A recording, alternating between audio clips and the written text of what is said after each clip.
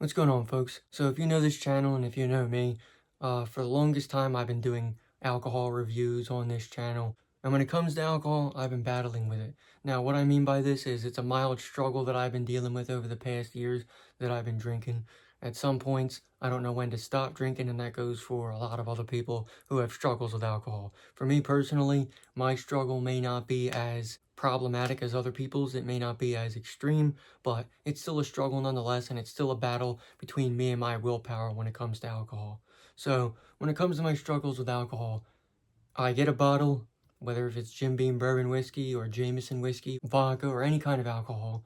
I can drink it within 2 or 3 days. Now, when it comes to me in one night, I can just drink until it almost reaches the bottom of the bottle. Like, I got this bottle of apple bourbon whiskey, Jim Beam apple bourbon.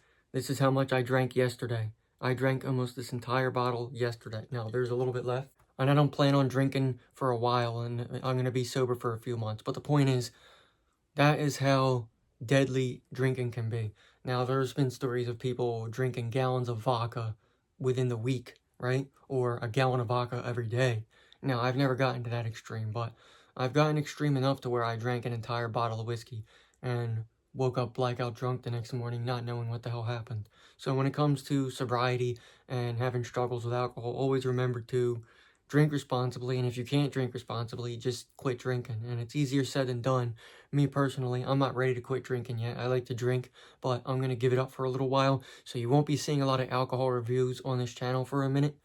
But when I do my reviews, you'll definitely see when I have a new bottle of alcohol ready to drink, or if I happen to finish that apple bourbon behind me. But with all that said, there's other reviews that we can actually do. The non-alcoholic type. Yeah, you'll see that in a video shortly, in my next short. See what I did there? But when it comes to alcohol struggles, I think everybody should be able to take it seriously. I'm not trying to compare my battle to other people's battle. Everybody has a flat tire, and everybody can also have a stroke, which means everybody handles things differently, but no one person's problem is worse than the other person's problem, is what I'm trying to say. Like, from having a flat tire to your friend having a heart attack. You're still going to feel upset about it. You're still going to feel frustrated about it. And I try not to judge other people comparing to my struggles and my personal problems. It's easy to judge other people and say, oh, well, I got problems too, so what?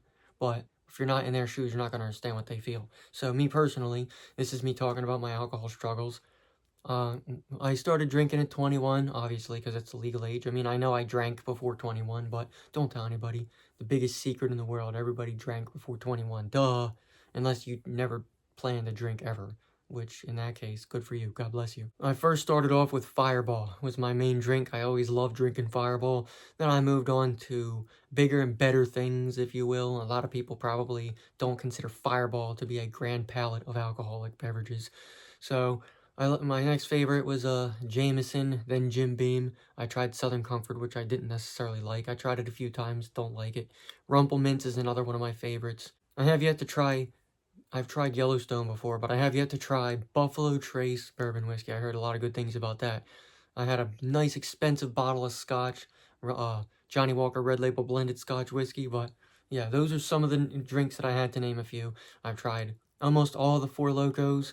I've tried a lot of the Club Tales, Club in a Can drinks. They're all cheapy and they're all ass, kind of, because they are cheap liquor in a can. But the point is, I've done it all, and the only thing I haven't done yet was get so drunk to the point where I passed out, get so drunk to the point where I wake up in somebody's doghouse. I haven't done that yet, and some people have had crazy stories of being drunk and getting drunk. Personally, for me, I drink alone. Yeah, I know I sound like George Thorogood, but I do drink alone because I like to drink alone. Drinking alone, you'll have less influence of making bad decisions. You have more time to yourself to listen to music or walk around, do whatever you want to do, really. Think to yourself. Thinking is a little bit more hard when you're drinking, duh. But the point is, I like to drink by myself. Now, I'll drink around people once in a while, but maybe drinking around people, maybe that helps for some people because it does help for me. I'm not gonna, I purposely not get drunk, and I try not to drink as much when I'm around people because I don't want to embarrass myself. But with that said, you know, it's easy to drink more when you're listening to music. So here's some of the tips that I've learned and that I have experienced that would help me with my drinking. If you think you're drinking too much, take a few months off. It's a little bit hard, I'm sure it's hard, but you got to do what you got to do if you're going to be drinking alcohol and you tend to get irresponsible with your drinking. That's the number one thing I do, is take a few months off, because I did it the last time and it worked. Number two, don't listen to music. If you're drinking and you get real into your feels, you'll drink more and more and more until either A, the bottle is empty, or B, you wind up falling asleep and not remembering what the fuck happened the night before. Number three, if you're gonna drink, don't get something strong. Duh. 9 times out of 10, if you're getting something really strong, your objective is to get hammered, plastered, wasted, trashed, whatever the word you want to use, drunk, inebriated. Don't do it. That's all I can say about that. Because I'll tell you right now, the drunker you get, the more hungover you are.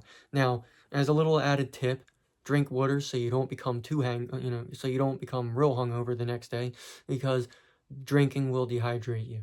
And it's also an antidepressant. Or drinking is a depressant, not antidepressant. It's a depressant. So drink water. And also, remember this. If you want to get drunk, drink vodka. Vodka is the most comfortable hangover you can have. It's the least likely terrible hangover that you'll have. It's clear grain liquor, and it won't hurt you as much as, say, red wine, white rum, or dark rum, like Captain Morgan, or bourbon and whiskey, right? Bourbon, scotch, and dark whiskey like Jameson. That'll hang you over. You'll be so hungover that you'll fall off the back of the fucking truck. But the point is, don't drink that much, then you won't get hungover. Duh. But at the end of the day, my alcohol struggle has been consistently just, when I get a bottle, I don't know when to stop drinking. One shot isn't enough for me. One shot turns into 2 shots, turns into 2 drinks, turns into 2 mixed drinks, turns into almost drinking the entire bottle. Or drinking the entire bottle. And also, try not to mix alcohols. They say, liquor before beer, never fear. Beer before liquor, never sicker. Now, I haven't experimented with that as much, but if you tend to drink both at once and you drink a lot of it, you're probably going to throw all of it up. But my point of making this video is so that I can open up a little bit about my alcohol struggle. Maybe you guys have had similar struggles, maybe a lot worse, maybe a lot less. You let me know what your struggle is in the comments if you ever did have problems with alcohol.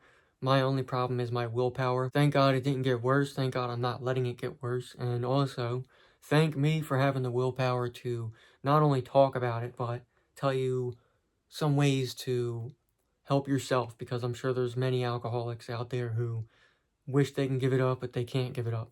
Me personally, I'm just trying to take some time off, so that way I can have my body recover from it, if that is a thing. Obviously, I don't think the liver is going to recover as much. I've drank a lot before, so my liver is probably not going to recover completely, but I'm sure my body will wean away the alcohol as time goes on. I plan to take a few months off until at least May or June. I'm thinking June. I'm going to start drinking again in June. So that means March is soon, which is like in a day, obviously, but March is coming. I'm going to have a clean March, April, May, and then I'll start drinking in June. So that's 3 months of sobriety, clear, clean sobriety. Let me know what you guys think about the video. Let me know in the comments if you've had a struggle with alcohol yourself. If you don't drink, good for you. God bless you. Keep it on it, and more power to you. If you do drink, let me know what your struggle is in the comments. Let me know if mine, from a scale of 1 to 10, 10 being the highest of most alcoholic. And you let me know in the comments how you thought, and what you think of my tips in the video. And if you have alcoholic people in your family, just be careful, because my grandmother, when she passed away back in 2020, November of 2020, it was because of alcohol. When somebody's going to end their life with alcohol. You know it because they don't stop, even though they could and should and would. Rehab doesn't help. You know that they're on a clear-cut path to disaster and tragedy. So just be careful with alcohol. Talk to people in your family who are alcoholics more. I know maybe you don't want to be near them because maybe they're mean or maybe they're just sloppy drunks, but I think the more you talk to them, the more you'll influence them to try and quit.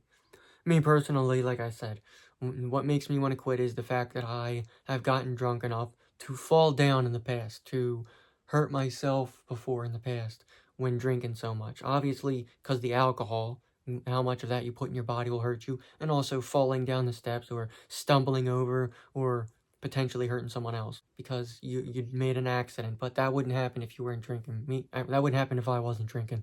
So hopefully y'all found this video helpful. Again, I'll be doing that Cava Haven review in the shorts. Let me know what you think in the comments of the video. If you enjoyed the video and if you found it helpful at least, hit the like, comment down below what you think, subscribe to my channel, ring my bell to be notified, and share the video with your friends. And drink responsibly. Peace.